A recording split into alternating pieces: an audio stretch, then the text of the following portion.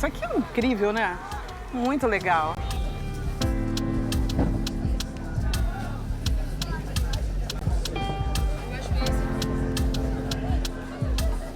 Ah, esse livro é lindo.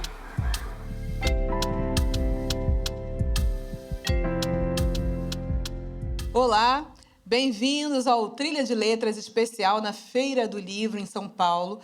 Hoje falando com Caetano Galindo, escritor, tradutor, professor, que estreia no Romance com o livro Lia.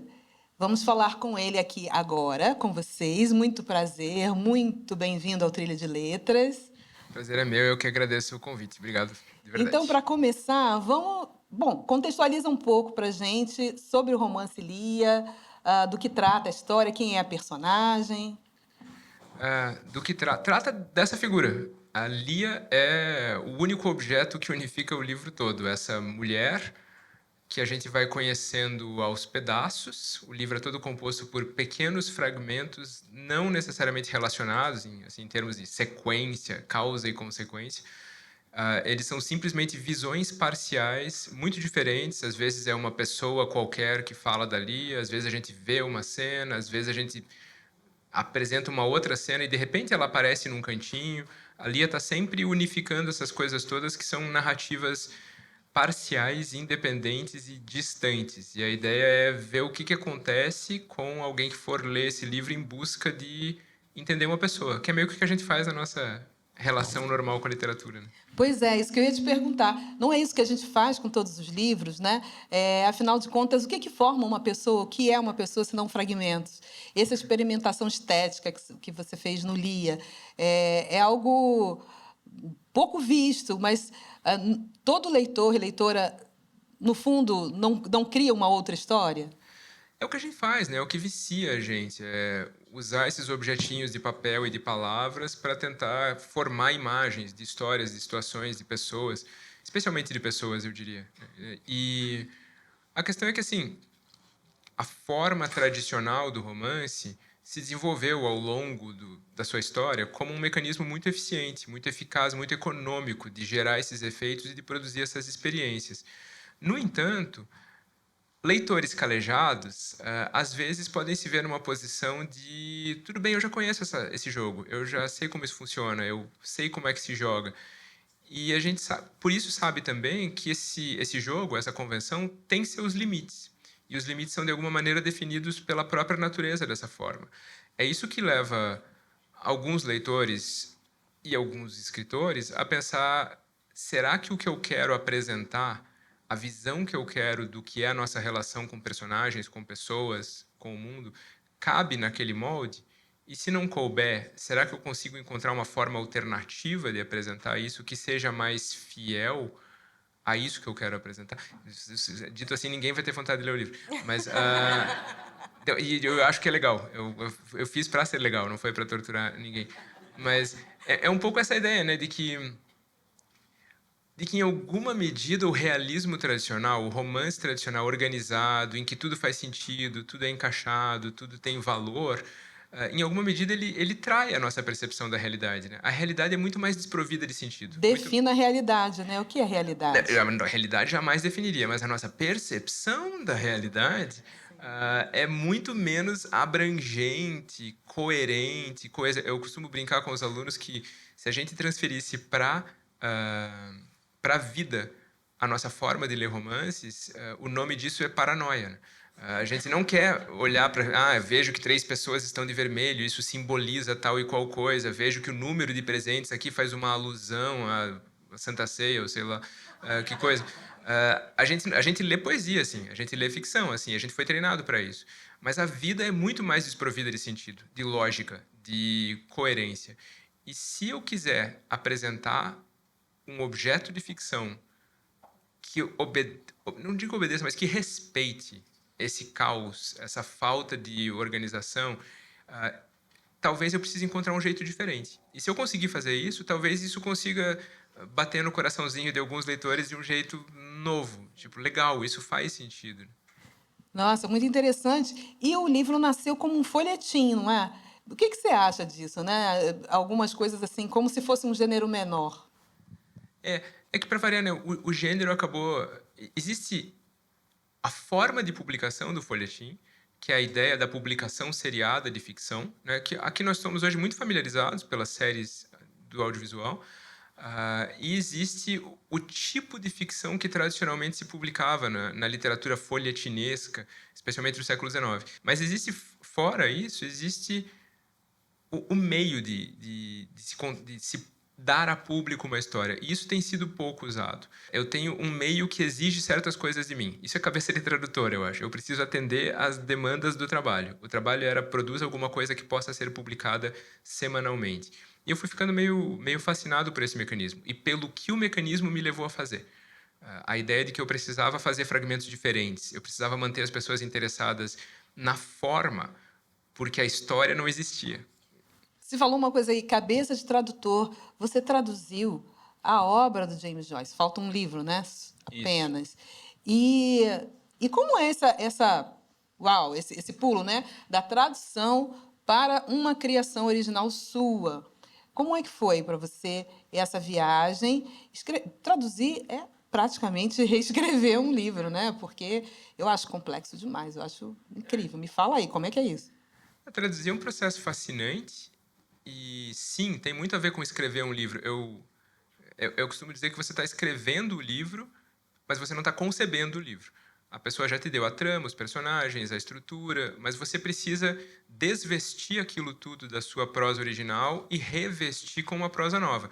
Então, aquela parte que normalmente as pessoas associam à escrita, você tem que fazer toda. Você tem que escrever o livro inteiro, digitar o livro todo, inclusive. Você tem que escrever um livro todo. E isso não é pouca coisa. E como eu tive, no meu tempo de tradutor, eu tive a imensa sorte de traduzir muitos livros de muita qualidade, isso acaba te dando ferramenta. Você se vê forçado a fazer a anatomia daqueles textos, a entender como é que eles funcionam. Eu costumo dizer que quem fabrica instrumentos artesanais normalmente gosta também de restaurar instrumentos antigos. Porque quando você mexe nos instrumentos que outras pessoas fizeram, você aprende novas coisas. Você seca, né? Você te seca. Você pensa, dá para fazer desse jeito, olha que interessante, isso aqui é novo. Será que eu consigo reproduzir isso hoje para o meu público, que tem outras exigências, que tem outras ferramentas à disposição? São desafios interessantes e é um treinamento de curiosidade e de análise de prosa. O que você espera da narrativa? O que você acha que o leitor espera da narrativa?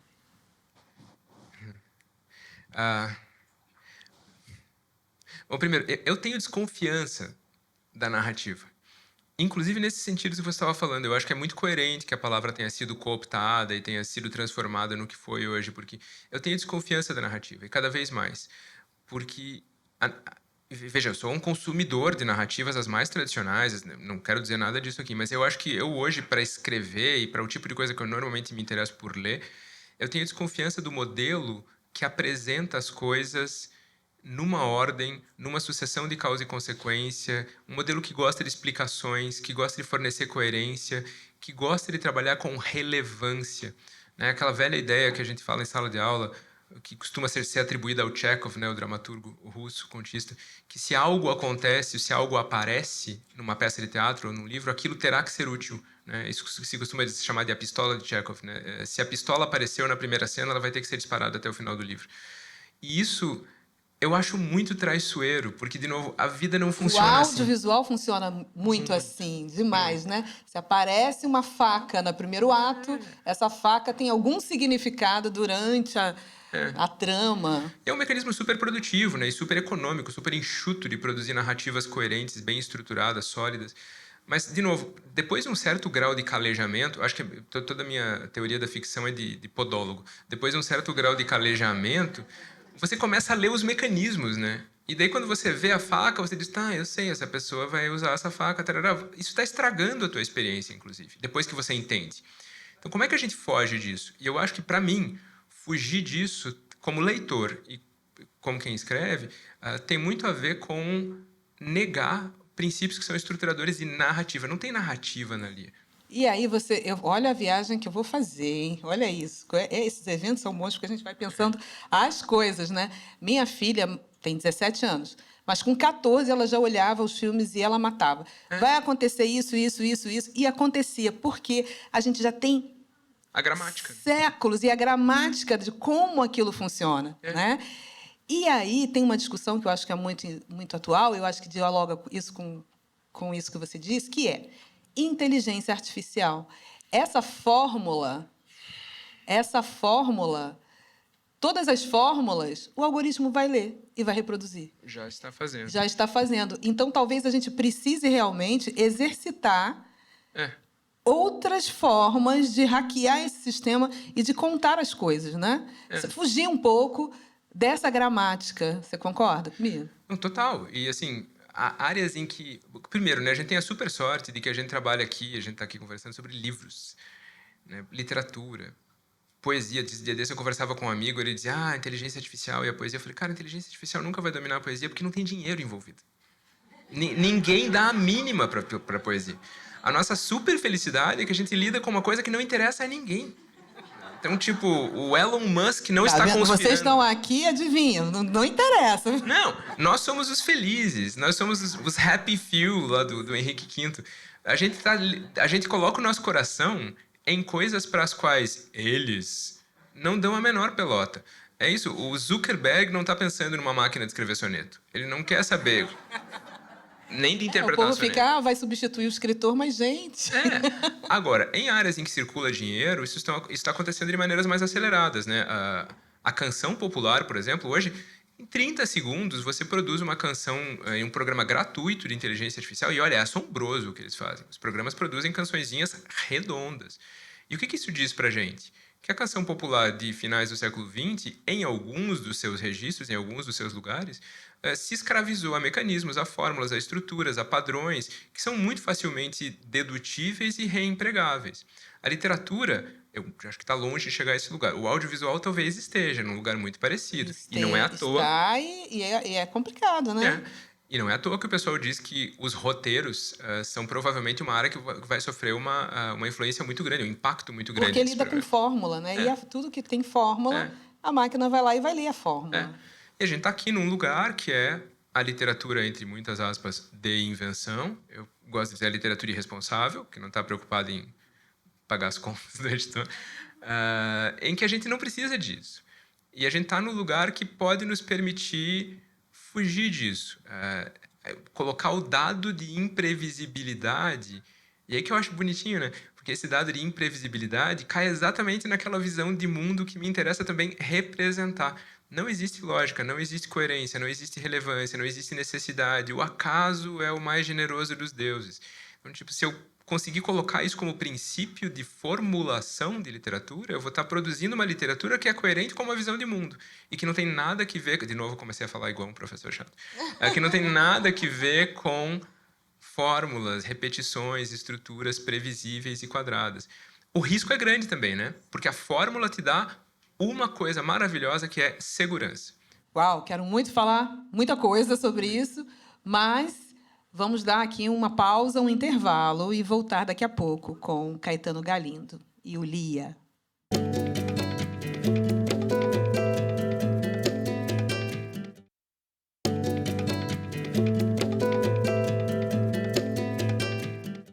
Voltamos ao Trilha de Letras com Caetano Galindo, falando sobre seu primeiro romance, Lia, mas... Flor do Laço, Sambódromo, Luz da América Latina em Pó. Latim em Pó. Olha, essa é a música que a gente canta tudo errado, né? E tá tudo certo, né? Exatamente. O que quer, o que pode, essa língua... Então, assim, o que quer e o que pode a língua? Portuguesa, brasileira? A língua portuguesa brasileira... Bom, primeiro tem esse problema, né? E no livro, no Latim em Pó, eu meio que faço questão de dizer que esse problema talvez não seja nem tão importante assim. Eu acho que o problema do nome, né? Isso é brasileiro, é língua brasileira, é português, que é português brasileiro, português do Brasil, português no Brasil. A gente discutiu horrores sobre o subtítulo do livro até chegar a essa formulação, o nosso português, que deixou todo mundo feliz. Eu acho que essa briga teve sua validade lá no século XIX. Hoje, chame do que você quiser, chame de pindoramês, chame de qualquer coisa. O que interessa é a riqueza do patrimônio que está na nossa frente e na nossa vida, né? E no nosso coração. Eu acho isso muito mais interessante. O que quer e o que pode essa língua, cara, pode tudo. é a sexta língua mais falada do mundo.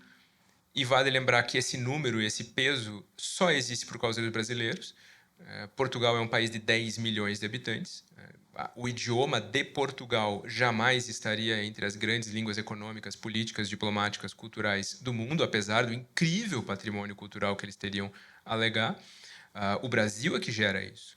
O Brasil é que precisou ocupar esse lugar economicamente, politicamente, e demorou muito mais para começar a pensar em ocupar esse lugar sociologicamente. A gente ainda não saiu plenamente de um lugar de imaginação que é meio subalterno, que é meio de pensar que Portugal é que fala direito, que nós somos os estropiados, os vira-latas, que não estão à altura da sua própria língua. Esse livro surge um pouco de uma grande vontade de ação política mesmo, que é de dizer para os brasileiros algo que dentro da Faculdade de Letras a gente diz o tempo todo para os nossos alunos, e que a gente espera que os nossos alunos multipliquem, mas que a sociedade de fora da academia nem sempre ouve com todas as letras, que está mais do que na hora de a gente entender que o português especificamente brasileiro não deve nada a qualquer outro idioma do mundo, que metade das coisas que a gente considera como erros, viralatismos dos brasileiros, acontecem em outros idiomas e são absolutamente normais, mas quando é na nossa casa a gente diz que é feio, que é espúrio, que é caipira, que é qualquer outra coisa, e que existe um grande viés, surpresa zero, né? Mas existe um grande viés de racialização nessa questão dentro do Brasil. E aí, você não acha que isso é também sintoma do que a gente é, né? Do lugar em que a gente coloca as pessoas negras, as pessoas indígenas, as pessoas, enfim, e que esse terreno da língua, do idioma, é um terreno em que é um bem muito precioso para a elite, e por isso há que se defender uma pureza. Olha aí, ó, o livro da Nara Vidal aqui, né? Uma pureza do idioma também. Ok, daqui a 5 minutos a gente sai de novo do outro lado dessa conversa, porque agora eu vou ter que falar uns negócios. Porque A ideia é essa. O negócio é super importante e é complicado. Primeiro de tudo, essa ideia que você mencionou é ótima, né? Nossa, como você fala bem. Isso é uma afirmação que a gente ouve, nem sempre dirigida a nós, né? Mas a gente vê as pessoas fazerem o tempo todo. Nossa, como fulano fala bem. E é engraçado que esse fala bem está sempre colocado num lugar distinto e não muito sabido. Alguém, em algum lugar, fala um português correto. Fala um português muito bem. Muito bonito. E é engraçado a gente pensar, né? A gente não faz esse comentário, por exemplo, sobre... Nossa, como aquela pessoa anda bem. E, né, cada um anda de um jeito. Há quem não consiga andar com as duas pernas, há quem ande, há quem ande mais rápido, mais devagar, mas cada um tem o seu jeito. Nossa, como aquela pessoa segura o copo bem. São coisas que cada um faz de uma certa maneira. Em teoria, no limite, o nosso uso da nossa língua nativa deveria funcionar desse jeito. Nós todos, e isso é uma verdade experimental, todo falante nativo de um idioma é 100% competente no uso do seu idioma. Essa pessoa é capaz de fazer tudo que ela precisa fazer com o idioma.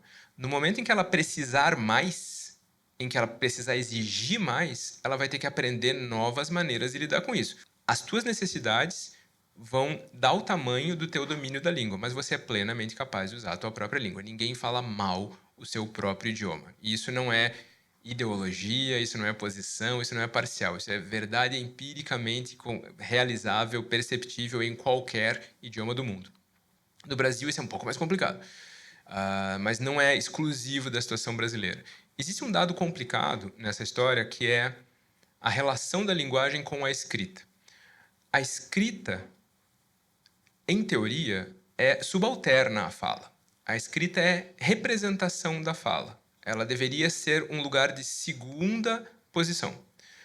Acontece, no entanto, que pela própria natureza do objeto escrito, ele permanece, ele circula mais, ele vai mais longe, ele te permite conversar com pessoas que você não conhece, e isso tem que te colocar numa posição defensiva prévia. Você tem que ser 110% claro, você tem que prever as coisas que as pessoas podem não entender. Isso te coloca num nível de exigência grande com a lógica do teu texto, com a organização do teu texto. Você sabe que teu texto pode ser lido daqui a 100 anos. Então, tipo, a linguagem, quando transita para o escrito, ela precisa colocar sua gravata. Ela precisa se levar a sério, ela precisa saber que as coisas são muito mais... O jogo é mais caro. a partir de agora. E, de novo, eu sou professor de letras. Eu sou a última pessoa a dizer para alguém: você não precisa dominar a norma culta. A norma culta não serve para nada. Não, a norma culta tem o seu lugar na sociedade. O problema é quando a gente extrapola esse lugar. E a gente chega nessa situação em que regras, características, marcas que funcionam muito bem para a língua escrita em nível formal, começam a se transformar em critérios de exclusão para o falante que não tem nada a ver com esse pato. É o falante que às vezes não é alfabetizado, é parcamente alfabetizado, ou, como este indivíduo que vos fala, é alfabetizado, tem doutorado em linguística, mas gostaria de poder chegar em casa, colocar um chinelo e conversar com a filha numa língua normal, como qualquer cidadão do mundo. Eu não preciso falar com a minha filha como eu escrevo tese. Isso é tão errado quanto escrever tese como eu falo com a minha filha.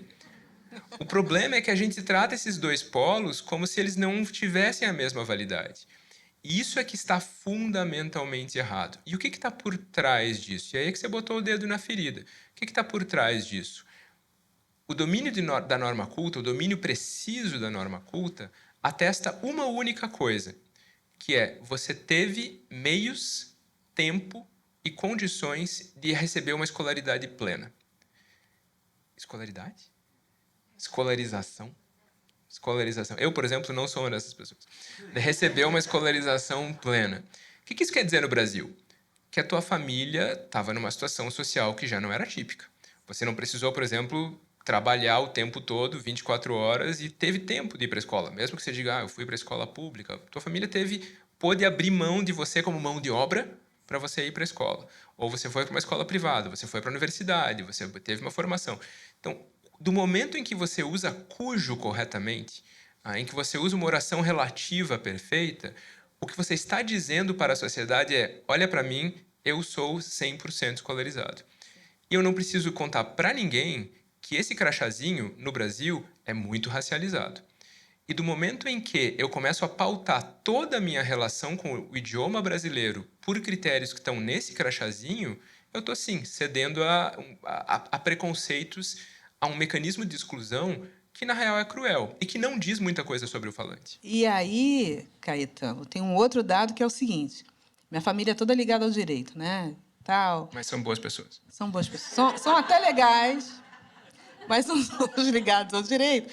E a gente tem um juridiquês que, na hora que você bota todos aqueles termos, na hora que você constrói a frase daquela forma, você afasta o sujeito dos seus próprios direitos. Você não consegue interpretar aquela lei, E isso é muito sério, né? Sim. Porque a gente acaba sendo menos cidadão porque a gente não acessa aquela linguagem. E aí, eu adoro a internet. Eu acho um terreno de experimentação sensacional. E aí tem uma página só de pataquada de juridiquês e uma galera que escreve assim: Excelência, pensa comigo. Está escrito na petição: indúbio pro réu. Réu, inferno, H-E-L-L, né? Indúbio pro réu. Eu falei assim: não, indúbio pro réu, né? Na dúvida, no inferno. Porque esse inferno que a gente vive do afastamento da língua e, consequentemente, dos nossos direitos, de entender, de decifrar o mundo, né? Eu acho que também tem um grau de maldade nisso aí, né? Quando você elitiza a linguagem, você afasta e faz com que uma parcela gigante da população não acesse aquele terreno. É um belíssimo exemplo, e é um belíssimo exemplo que se articula muito bem com como funcionam os mecanismos sutis de exclusão no Brasil. A gente sabe disso, né? O Brasil não teve um regime de apartheid. O Brasil não teve um regime de segregação como o norte-americano. O que nós fizemos foi que a gente se especializou em mecanismos delicados, né, sutis, não escritos, não expostos, mas que são muito eficazes para botar a gente no nosso lugar, para fechar as portas, para eliminar as possibilidades. E o juridiquês, e é engraçado que o judiciário brasileiro agora está, neste momento, envolvido numa campanha de simplificação da linguagem, né? Porque algumas almas iluminadas perceberam o que você acabou de descrever, que se você conversasse com um causídico de 2 gerações atrás, ele dizia: essa linguagem é necessária, em nome da clareza, em nome da obediência aos padrões, é um jargão da área. E há um grau de verdade nisso. Mas há uma outra verdade muito clara, para usar um termo matizado aqui, que é o fato de que essa linguagem tem um interesse, e esse interesse é afastar a compreensão das pessoas. Mas quando acontece com a camada da sociedade que detém o poder de ação política e o poder de inclusão ou de exclusão, isso ganha outro nome. Isso se torna preconceito, isso se torna mecanismo de violência. A arte também não funciona como um idioma? Como um modo de uma chave de leitura, uma chave de comunicação com o mundo? Sim e não. Eu vou pensar esse negócio agora enquanto eu falo, porque eu não pensei antes na vida. Mas sim Estou e não. aqui para fazer perguntas difíceis. Exatamente, para ver a pessoa desmanchando. Sim e não. Porque tem esse dado curioso, né? A ideia do fascismo, estereotipicamente, ela parece sempre muito preocupada em regular a expressão artística e muito pouco preocupada em regular os mecanismos de exclusão econômicos, sociais e políticos. O mundo que eu quero é o contrário. Porque a minha questão é que não existem vários sistemas jurídicos. O sistema jurídico é um. E ele deveria, por definição, ser um para todos os cidadãos. Ele precisa funcionar por inclusão e o universo a ser incluído é a totalidade de uma população. O sistema artístico é absolutamente o contrário. Existem milhões de artes, não só formas de expressão artística, dança, música, pintura, performance, grafite, qualquer coisa, mas dentro de cada um desses meios, há centenas de formas de ação. Sempre vai haver uma arte para um tipo de pessoa. A arte é o lugar em que sempre vai haver um nicho diferente. E é por isso eu acho que ela é diferente desses outros sistemas. Eu acho que o discurso do populismo na arte é tão equivocado quanto o discurso do controle sobre as formas possíveis. Ele é um discurso de controle. Eu acho que a arte é o lugar em que tudo pode, tudo cabe. E todas as pessoas vão encontrar uma forma de se sentir acolhidas. É aquela velha conversa, né? Se você diz que não gosta de poesia, você só não encontrou a poesia certa para você até agora. E normalmente quem diz isso não lembra que ouve música pop a vida inteira e música pop é metade de poesia. E com esta fala linda sobre a arte e sobre suas possibilidades, terminamos mais um Trilha de Letras, esperando que vocês voltem na próxima semana, às quartas-feiras, às 11 horas. Trilha O Caminho da Literatura passa aqui na TV Brasil. Muito obrigado.